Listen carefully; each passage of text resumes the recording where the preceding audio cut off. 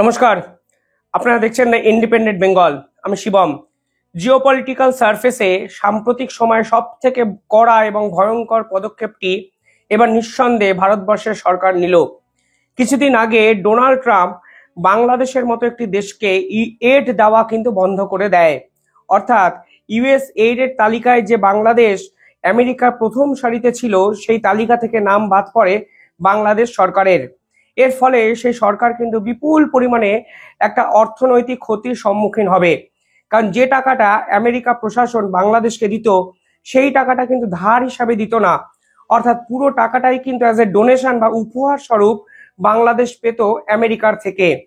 Donald Trump কিন্তু সেই টাকাটা বাংলাদেশকে সাহায্য করা সম্পূর্ণভাবে বন্ধ করে দেয়। আর এবার একদম ডোনাল্ড ট্রাম্পের মতো একদম হুবহু কপি সিদ্ধান্ত কিন্তু ভারতবর্ষের মোদী সরকার নিল, যারা সাম্প্রতিক সময়ে ডিসিশন নিয়েছে মালদ্বীপসকে তারা আর কোনোভাবেই কোনো সাহায্য করবে না। যদিও এর পিছনে মালদ্বীপসের যে প্রধানমন্ত্রী সেই মুইজুর একটা বিট্রেইলের ঘটনা কিন্তু লুকিয়ে আছে।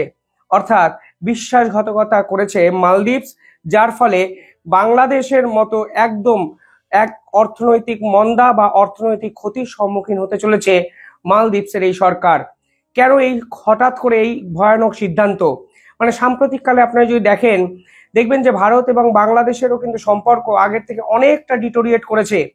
অন্তত শেখ হাসিনার সময় ভারত এবং বাংলাদেশের যে সম্পর্ক ছিল, বর্তমানে কিন্তু সেই সম্পর্ক নেই।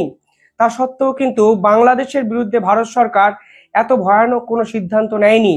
কারণ একটাই, কারণ ভারত বিশ্বাস করে বাংলাদেশে নির্বাচন হলে সম্পূর্ণ পরিস্থিতিটা এক অন্য রকম বিষয় হয়ে যাবে এবং পরবর্তীকালে শেখ হাসিনা ফের একবার বাংলাদেশে ফিরে এলে ভারত বাংলাদেশ সম্পর্ক আগের মতো হয়ে যাবে। কিন্তু এক্ষেত্রে মুইজু সরকারকেও কিন্তু ভারত সরকার একইভাবে কিছু সিদ্ধান্ত নিতে বলেছিল এবং ভারত সরকার কিন্তু মুইজু সরকারকে প্রথমবারের জন্য ক্ষমাও করে দেয়। কিন্তু এবার ভারত সরকারের বিরাগভাজন মুইজু হলেন, কারণ তারা চায়নার সঙ্গে ফ্রি ট্রেড পলিসি নিলেন। এই ফ্রি ট্রেড পলিসি কি, তা নিঃসন্দেহে এই ভিডিওতেও আলোচনা করব। তবে তার আগে ছোট্ট একটা উদাহরণ, যারা এই ভিডিওটি দেখছেন তাদের কাছে সবসময় নোটিফিকেশন যাচ্ছে না, তাই চ্যানেলটি ভালো লাগলে একটু সাবস্ক্রাইব করে পাশে থাকা বেল আইকনটি ক্লিক করে একটু আমাদের সঙ্গে থাকবেন। দেখুন, মালদ্বীপস কিন্তু ভারতের সঙ্গে এর আগেও বিভিন্ন বিশ্বাসঘাতকতা করেছে। এই যে মালদ্বীপসের বর্তমান প্রেসিডেন্ট মুইজু, তিনি যখন ইলেকশনে দাঁড়িয়েছিলেন তখন কিন্তু ইন্ডিয়া আউট ক্যাম্পেইন করেছিলেন এবং ইন্ডিয়া আউট ক্যাম্পেইন শুধু করেনি, তার সরকার যে প্রো চায়না এস্টাবলিশমেন্ট নিয়েছিল তা কিন্তু আন্তর্জাতিক মহল দেখে চমকে গেছিল। এই অ্যান্টি ইন্ডিয়ান এই ক্যাম্পেইন চালিয়ে মুইজু সরকার কিন্তু তার দেশের নির্বাচনও জয়লাভ করে সেই দেশের সর্বশ্রেষ্ঠ নেতাও হন।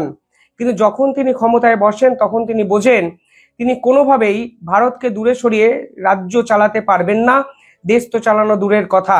মানে বর্তমানে মোহাম্মদ ইউনূস সরকার যেভাবে ভারত বিরোধিতা করে, তার ফলে অনেক বাংলাদেশিরাই ভাবেন ভারতকে দূরে সরিয়ে রাখলে বাংলাদেশ বেঁচে যাবে। আলটিমেটলি আজকে তথ্য যদি আপনারা চেক করেন তাহলে দেখবেন ভারত থেকে এখন তাদেরকে মুসুরির ডাল অবধি নিতে হচ্ছে।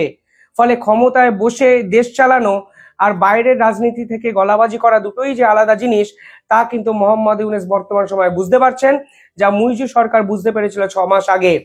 যখন তাদের পার্লামেন্টে নরেন্দ্র মোদীকে নিয়ে ব্যঙ্গাত্মক কিছু মন্তব্য করা হয়, তখন ভারতবাসীরা কার্যত মালদ্বীপসকে বয়কট করেন। আপনি যদি মালদ্বীপসের অর্থনৈতিক ভান্ডারটা দেখেন এবং মেন সোর্স অফ ইনকামটা দেখেন, তাহলে দেখবেন প্রধানত ট্যুরিস্ট এবং ট্রাভেলিং এবং মৎস্যজীবীরা মালদ্বীপসের ইকোনমিক্যাল বেনিফিটের প্রধান উৎস বা সোর্স। যখন মালদ্বীপসে 2023 সালের একটি ডাটা প্রকাশিত হয়, যেখানে দেখা যায় ভারতবাসীরাই সব থেকে বেশি মালদ্বীপসে গেছে, তখন মুইজু সরকার রিয়েলাইজ করে এই ভারতবাসীরা যদি মালদ্বীপসকে বয়কট করে তাহলে তাদের ইকোনমিক ক্রাইসিস হতে পারে। এবং সেই প্রেক্ষাপটে দাঁড়িয়ে মুইজু সরকার কিন্তু ফের একবার নরেন্দ্র মোদীর শরণাপন্ন হয়েছিলেন 1 বছর আগে। অর্থাৎ মালদ্বীপসের জনসংখ্যা 5.5 লক্ষর কাছাকাছি, সেই ছোট্ট একটা দেশ ফের একবার ভারতবর্ষের মতো বৃহত্তম প্রভাবশালী দেশে শরণাপন্ন হয় যখন তারা একাধিক ক্ষেত্রে বিপদে পড়েন। ঠিক কিছু মাস আগে চায়নার থেকে বিপুল পরিমাণে ঋণ নেওয়ার জন্য মালদ্বীপস কার্যত কিন্তু ভয়াবহ বিপদের সম্মুখীন হয়। চায়নার পলিসিটা আপনারা অনেকেই জানেন। সেই চায়না কিন্তু ছোটখাটো ডেট মানে যদি দেশগুলোকে ডেপ ট্র্যাপে কিন্তু ফাঁসায়, অর্থাৎ বিপুল পরিমাণে লোন দেয়, সেই লোন পরবর্তীকালে শোধ করতে না পারলে সেই দেশগুলোকে কন্ট্রোল করতে শুরু করে এবং সরকার পরিবর্তনের দিকে নিয়ে যায়। শ্রীলঙ্কা কিন্তু একইভাবে এই চায়নার থেকে লোন নিয়েই ডুবেছে। এই চায়নার থেকে লোনই নিয়েছিল এই মালদ্বীপসের মুইজু সরকার। কিছু বছর আগে এই চায়নার লোন শোধ করতে পারছিল না বর্তমান মালদ্বীপ সরকার। প্রায় $25 মিলিয়ন এবং 500 মিলিয়ন সুসুকের এই লোন শোধ করতে হতো চায়নাকে। আর সেই সময় কিন্তু ভারতবর্ষ মালদ্বীপসের পরিত্রাতা হয়ে দাঁড়ায়। সে সময় ভারতবর্ষ কিন্তু এই মালদ্বীপ সরকারকে 400 মিলিয়ন সোয়াইপ ডিল করতে রাজি হয়েছিল এবং ভারতবর্ষের যে নেইবার ফার্স্ট পলিসি, সেই নেইবার ফার্স্ট পলিসির যখন বাজেট হয় তখন মালদ্বীপসের জন্য বিশাল পরিমাণে একটা অ্যামাউন্ট তারা কিন্তু আলাদা করে সরিয়ে রেখেছিল। যা নিয়ে বিভিন্ন ক্ষেত্রে বিতর্ক হলেও আলটিমেটলি ভারত এবং মালদ্বীপসের এই বন্ধুত্ব যে লং টার্ম চলবে সেই এক্সপেকটেশনে কিন্তু ভারত সরকারের পক্ষ থেকে ছিল। মালদ্বীপসের জন্য ভারত কেন করে? দেখুন, মালদ্বীপস ভৌগোলিকভাবে অত্যন্ত গুরুত্বপূর্ণ একটা জায়গায় অবস্থিত। ছোট্ট একটা দ্বীপ রাষ্ট্র, তার অনেকগুলোতে এখনো অব্দি মানুষও থাকে না। কিন্তু এই মালদ্বীপস যেখানে অবস্থান করছে সেই রুট ধরে ভারতবর্ষের 50% এক্সটার্নাল ট্রেড হয় এবং 80% এনার্জি যে ইম্পোর্ট ভারত সরকার করে তা কিন্তু এই মালদ্বীপস কেন্দ্র করে সামুদ্রিক বন্দর দিয়েই হয়। অর্থাৎ ভারত মহাসাগরের যদি প্রতিপত্তি বজায় রাখতে হয় তাহলে মালদ্বীপসকেও কিন্তু ভারত সরকারের দরকার। আর তার জন্যই ভারত সরকার বারংবার করে মালদ্বীপসকে সাহায্য করেছে। মালদ্বীপসের অর্থনৈতিক পরিকাঠামো যখন ভেঙে পড়েছে তখন মালদ্বীপসকে উঠে দাঁড় করানোর জন্য চেষ্টা করেছে। কিন্তু এবার এই মুইজু এসে, অর্থাৎ ইন্ডিয়া আউট ক্যাম্পেনের জনক মুইজু যখন ক্ষমতায় আসে তখনও ভারত বিরোধী একাধিক স্টেটমেন্টের পরও এই মুইজুর সঙ্গে সম্পর্ক কিন্তু ভালো করতে চেয়েছেন প্রধানমন্ত্রী নরেন্দ্র মোদী। এমনকি এই মুইজু সরকার কিছু বছর আগে, মানে স্পেসিফিক্যালি কিছু মাস আগে ভারতবর্ষে এসে প্রধানমন্ত্রী নরেন্দ্র মোদীর সাথে একটি মিটিংও করেন।